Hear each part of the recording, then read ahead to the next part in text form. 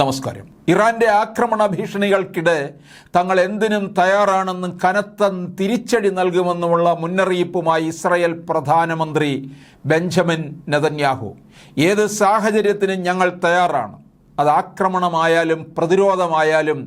Israel മന്ത്രിസഭാ യോഗത്തിന് ശേഷമാണ് നെതന്യാഹു ഇപ്രകാരം പറഞ്ഞത്.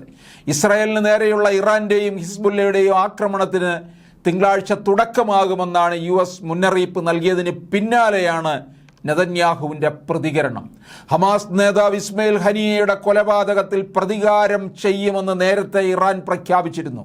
ഇതിന് പിന്നാലെയാണ് ഇറാന്റെ ആക്രമണം തിങ്കളാഴ്ച ആരംഭിക്കുമെന്ന് US state secretary Antony Blinken ഇസ്രയേലിന് മുന്നറിയിപ്പ് നൽകിയത്.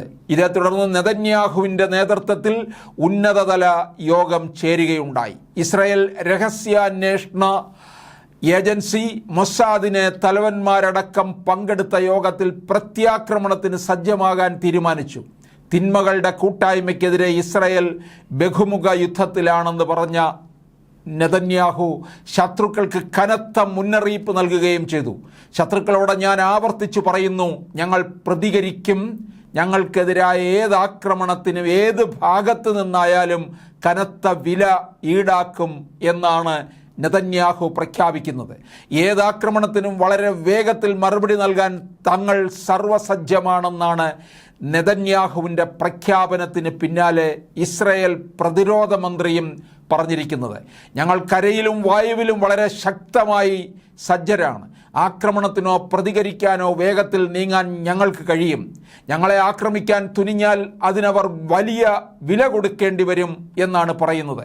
ഹിസ്ബുള്ളയിൽ നിന്നും ഇറാനിൽ നിന്നുമുള്ള ഭീഷണികളും പശ്ചാത്തലത്തിൽ നെതന്യാഹു അടക്കമുള്ള ഇസ്രായേലിലെ ഉന്നത നേതാക്കൾക്ക് യുദ്ധസമയത്ത് ദീർഘകാലം സുരക്ഷിതമായി കഴിയാനായി ഭൂഗർഭ ബങ്കർ തയ്യാറായതായും ഇസ്രായേലി മാധ്യമങ്ങൾ റിപ്പോർട്ട് ചെയ്യുന്നു.